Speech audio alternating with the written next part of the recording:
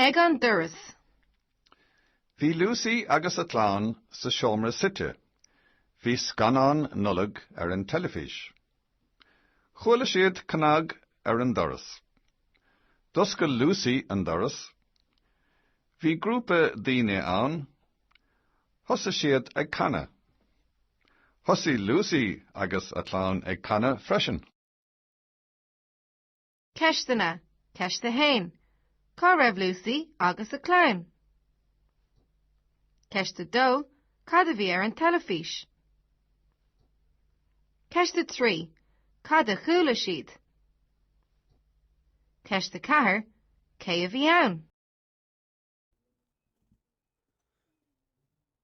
So Egan Doras means at the door. Bhí Lucy agus a clan. Lucy and her family were in the seomra sitja, in the room for sitting. It's the sitting room. Bhí scanán nullag an telefís. There was a Christmas movie on the television.